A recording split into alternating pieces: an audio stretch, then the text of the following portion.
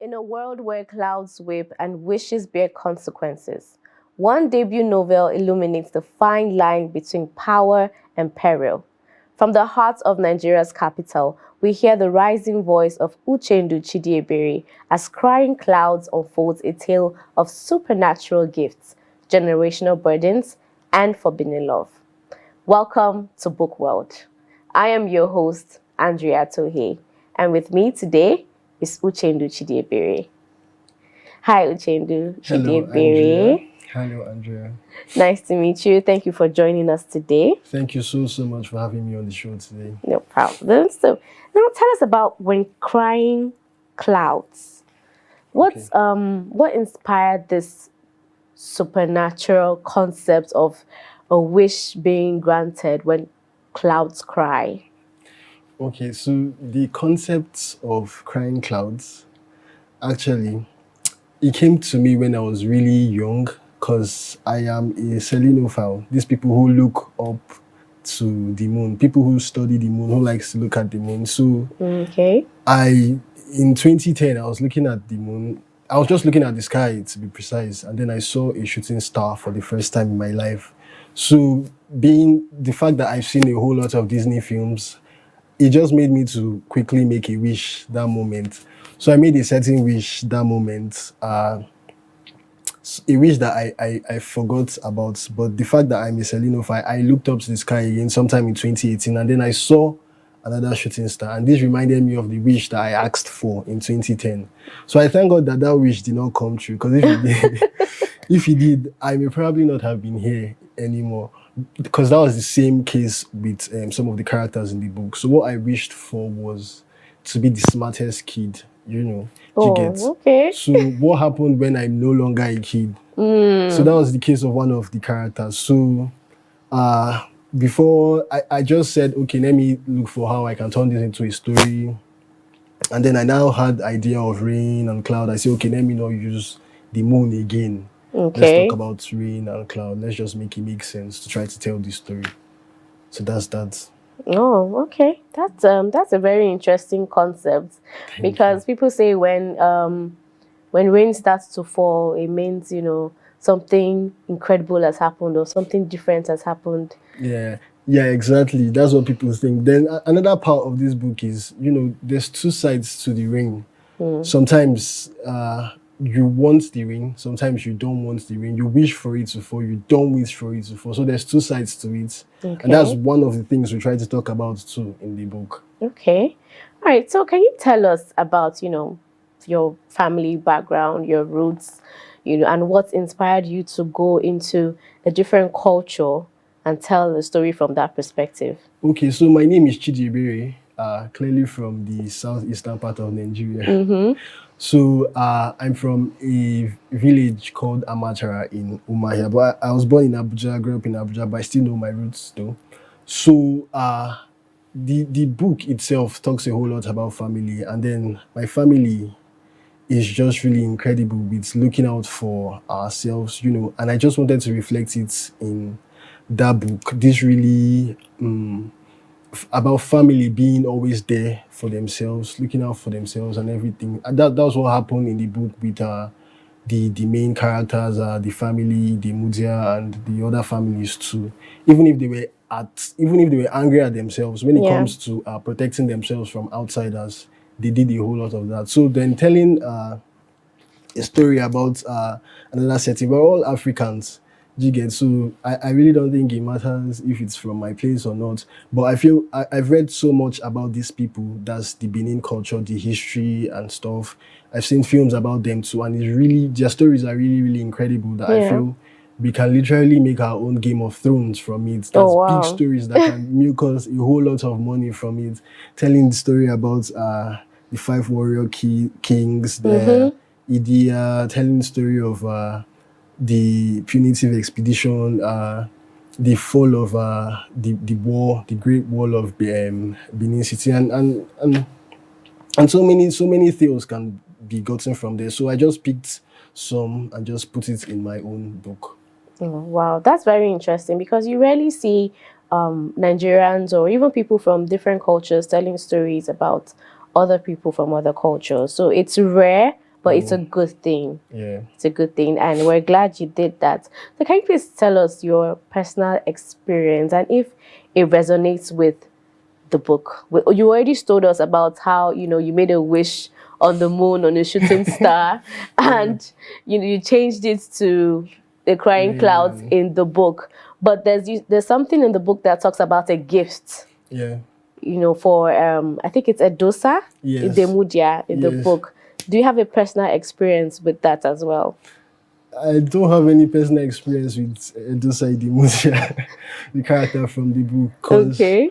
Her story, I don't have. And her story was really not story of bread and roses. Her story was a really bitter story, sad story. So I don't have any personal experience with her story. I think the inspiration was just to tell a beautiful story, and then because there was so much struggles when it came to that character Edosa Idemudia, and she's not really my favorite character, but I just needed to tell a really, really interesting story. That was why I so there's nothing relatable that I can like see personal, or I share like a personal experience with her. Yeah. Okay. So we're going forth with, we're going back and forth rather with the story of the having a gift and making a wish when clouds cry and all of that. Can you just briefly tell us a summary of what the book is really all about so we can understand fully? Okay. So Crying Clouds, the book, it talks about a family who possesses a unique gift to make a wish when the clouds cry. So this is literally a once-in-a-lifetime gift. So it asks the question, if you have an opportunity to just say, I want this, what would it be? Okay. And in that time, you then realize that human beings, we have so much want. You may just say, I want this only, but then you find out there are so many other things that you'd actually want. That you'd actually want, honestly. So that's the story primarily. But in the course of making these gifts for these people that I talked about in the book, the Edosa and Favor, in the course of making these gifts, they stepped on people's toes. And so these guys, they are the villains and everything. But what I just said now, that's primarily what the book is about. Okay. All right. That's great. That's an interesting story, an interesting perspective. Thank you. So I asked you earlier about your favorite parts in the book. And you showed me where we can read to the audience and they can hear a little of your writing. So I'm going to read it out. Okay. All right. Nemesis did not quite leave too soon to go kidnap Favor. It was not just kidnapping Favor, but the blow that would begin the war. This move he made would begin the war, so he had to prepare. His way of preparation was not to physically increase his muscles, but to exalt his spirit. Right in the mansion, after he confirmed he locked the basement properly, he grabbed a cigarette and a drink. He sought for a cinnamon, a song by Nina Simone, in Osahon's playlist, but Osahon was not a fan of jazz music. Now it's giving me thriller vibes. Exactly. It's giving me thriller vibes. Can you tell me why this part was done? Okay, so Nemesis, one of my favorite characters, he's the villain from the book. So I just feel like that part of the book is the part that can attract people, or that's like one of the most interesting parts, the parts where Nemesis came back. Nemesis, if you read the synopsis of the book, it talks about, Nemesis was mentioned there. It talks about a family which Edosa offended in the past. So that's where Nemesis is from. So his name is not actually Nemesis. You saw Bobo in the book. Yes, I saw Bobo in the book earlier. So he changed his name from Bobo to Nemesis because he felt he was Nemesis for Edosa. Wow. Yes, so that's that guy. So this brings a theme of revenge. Clearly. And I also read a part of it that also springs up a theme of forgiveness. Clearly. Yeah. Exactly. So what message exactly are you hoping would resonate with the readers when they come across your book? Okay, so the message is a message of dialogue. Okay. Dialogue to resolve conflicts. because in this world where we are, there's been conflicts.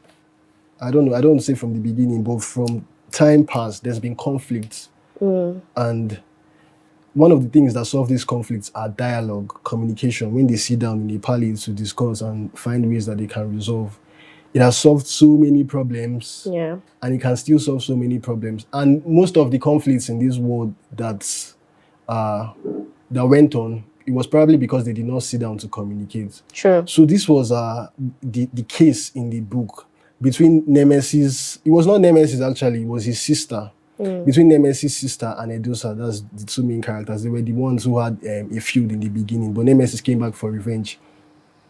So they could have sat down to communicate, dialogue, but they did not. And then this thing went on to going on. But it's not that they did not actually. Me as the writer, I did not create that room because I wanted people to see that, oh, actually, if the two of them had talked about it. Because there were so many times when Edosa wanted to see her, but me as the writer, I just created some obstacles that they could not just meet at that point and stuff. So when I'm having conversations with people who have read it, I just want them to point out to say, oh, if she had actually spoken with her that time. So, but they even got to speak again in the end. That's Nemesis and the Edosa, because the Grace, Nemesis' sister, she died long time back. They got to sit down to speak, but I guess things were too far gone that time. Although there's nothing that's too far gone, they could still sit to resolve. But that's that. Although I know it's, in your license as a writer to say, okay, you pull them back from having a dialogue and all, but I believe this also happens in real life. Instead of people having dialogues, they go to war. Yeah. They pull out their weapons and then they go to war. And, it could just be resolved by having a simple conversation. Honestly. And it starts from the smallest of relationships, like family, for example. It starts from the family, then you go out with your friends in school, your friends at work, or your colleagues at work. And instead of having a dialogue to resolve your issues, you go ahead and start fighting, or you hold grudges and all of that. So, yeah, it's very interesting to see that these things actually happen in real life, So, I would like to also ask, you said your novel is a soon-to-be major motion picture. Emphasis on major. Major motion picture, yes, emphasis on major. So can you tell us a little bit more about that, and also what you think about authors being encouraged to make their books into films? Okay, so I'm also a TV writer. Okay, great. I'm also a TV writer, so I feel that's like my first love, TV writing, before being an author or being a book writer. So that's that. So I feel for it to reach more audience, it's only right to try to adapt it to something else. Maybe not just film. You can even adapt it to radio. It could be poetry and stuff, just for it to reach more audience. But now, these days, I think television now is the main thing. Visual content, motion pictures and everything. So if you want your books to get to wider audience, it's only right for you to put it in television. There are so many films now that we would not have known of. There are so many films now that were actually books. Yeah. We may not have even heard of them if they were not made into films. Like True. Harry Potter now, like Beast of No Nation. I don't know if you've seen that. I've seen the movie. It was actually a book initially. So we would not have heard about the book or heard about the film if it was not made into a film. So the whole idea of trying to make it into a film is for the story to reach a larger audience through television. True. That's true, because a lot of people would rather watch the movie than read the book. Yeah. Yeah, so I completely understand. Now, I'm just going to play a very short game with you. And since we're talking about wishing, the gift of wishing, it's called Wish or Wish Not. Now, I'm going to, between two hypothetical wishes inspired by the book's premise. Okay. You're going to tell me which one you would rather wish for and which one you would wish not for. Okay. So, if you have the gifts, would you wish for endless happiness or true justice? Take 30 seconds to answer that. I will wish for true justice. True justice? Yeah.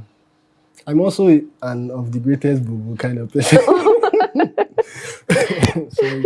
So I wish for true justice. True Yeah. justice. So I just like equality. I like fairness, advocacy, and stuff. So, yeah.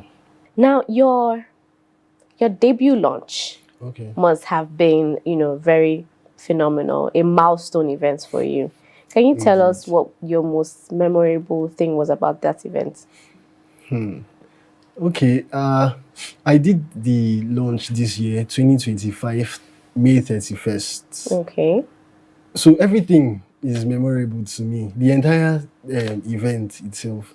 I remember when we were making runs for the event, I pushed myself a whole lot because I wanted to do something. It's my first. Yes. Do you get? I wanted to do something that anytime I look back at, it will remind me that, oh, Chidebere, you're actually here for this.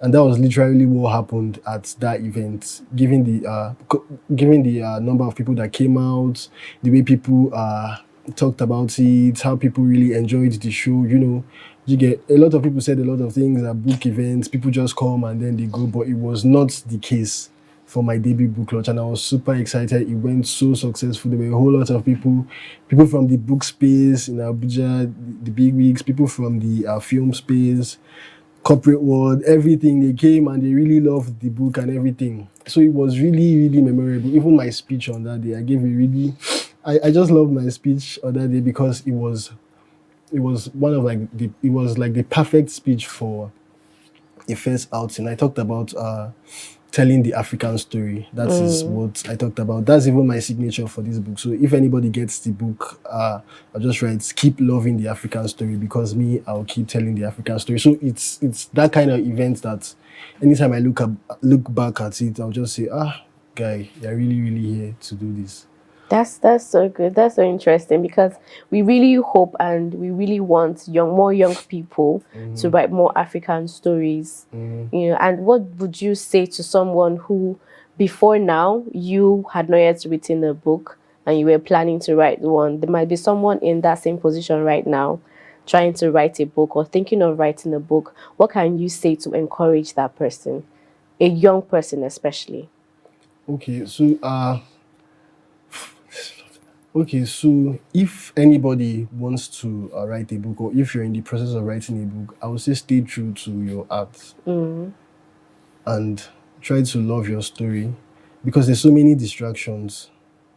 There's so many distractions in the world where we are today. So if you love that story, that's what is going to remind you that I'm doing something very important and I have to go back to it. Yeah. Because writing, I don't know, you need to really love writing to want to write, and you need to really love that your story to want to write it. So you have to love it, right? Love that story so that you can always go back to it, because sometimes there may be no zeal for you to want to do it, but you first need to love it. You can say, okay, I don't want to write again. Let me run and go and do content creation. Let me run and go and do something that everybody's doing that's trending and stuff. So that's that. And I also tell the person to research, read, make research, try to learn more, because I say to myself often, as a writer, you need to know something about everything. Yeah. You need to know something, about everything. So you need to make a whole lot of research as a writer, so that you can put a whole lot of knowledge in your book. So that's just so that when it comes out, it will be something that people would appreciate. Great. And it will be something that can last for a long time. Because these books, we're not just doing them. It's not a book that we say in the next 10 years, in the next 15 years, they're going to go. There are books that have been there for a really long time. Really long time, yes. Like this guy's book now, Crime and Punishment. I can't remember the writer, but it has been there for a really long time. Even Chinua Achebe's Things Fall Apart has been there. So it's that type of book that we're trying to create. So you need a whole lot of research to put into it. So that's what I would say to young writers: research, love your story, and stay true to your art. Great. That's a very good advice. And after writing, doing your own research, putting your own work together, can you say that we should expect a sequel to this book? or maybe another book? A sequel. In a world where sequels flop, Not entirely, not all. I'm also a TV writer, I mentioned. So these days, I don't know. There's so many films that the sequels, people just say, I don't like it. But in this case, it's a book, so I know, but it's about the story itself. They just feel the first one was better than the than the second one. second. Or they just feel that there's nothing you can make in the second one that can beat the first one. So, but I'll not let that discourage me. I've not really thought about making a sequel to the film, although the book is this kind of book that is continuous because it talks about people differently. Because it talked about Edusa, it talked about her daughter, it talked about the one before Edusa, that's the grandmother, their crying clouds, how they used their wish, came to Edusa, then to the mother. So it can keep going, keep going. Exactly. Yeah, It's a family, it's a generation. Exactly. Because the last part of the book was when Favor's daughter was going to make her own wish. So we just ended it there because we did not want to continue the story again. So, and somebody was asking, I want to know what happened, how she used her own wish. So that's that. But I've not really thought about it. But let's see, Sha. But another book, definitely. Another book is coming up soon. And this one is about my people now. Your own people now. But It's allowed. It's allowed. Yeah, but everybody's my person. But Africans, we're Nigerians, we're all the same. We're all the same people. I mean, as long as you do your research, you tell the story, you stay true to your story, like you have said, there's no problem in sharing stories from other cultures. Yeah, not at all. Yeah, so now let's go to some things that were in this book. Let me just ask you one question about forgiveness. Now, how can you say you navigate forgiveness in the face of betrayal? Just like in this book now, because I know there are things of betrayal, forgiveness, revenge. How can you navigate forgiveness in the face of betrayal? You can use instances from the book. Okay, I'm trying to think of one from the book now. But top of my head, nothing. Okay, but I think it has to do with emotional maturity for you to be able to forgive in the face of betrayal. That is somebody who has done, someone close to you, a friend or something, has done you something terrible. For you to be able to forgive that person, it has to come from a place of emotional maturity. Some people are not that matured emotional to forgive a friend and stuff. But when you forgive this person, it doesn't, even if you do not, it doesn't mean that you have to still go back to what you people were before. But it's just only right for you to forgive that person because when you forgive, you let go. But doesn't mean that you people may become besties or best friends as you were before. But I think the word there should be emotional maturity. You need to be mature to understand that no matter what this person does to me, I just still have to forgive this person, but not still going back to becoming besties with this person. So that's that. Great. This is awesome. We've discussed very interesting themes from the book, and I'm really very, very glad that you joined us today and you shared with us, Chidi. Thank you. Power, love, vengeance, and the bonds that challenge in Crying Clouds is more than a novel. It's a conversation about the choices we wish for and the ones we dare not make. You have heard it all from Uchendu Chidebere himself. Thank you for joining us on Book World. Dive into Crying Clouds and let its legacy of wishes and consequences unfold in your imagination. I am Andrea Torhee, and I will see you next time where stories awaken.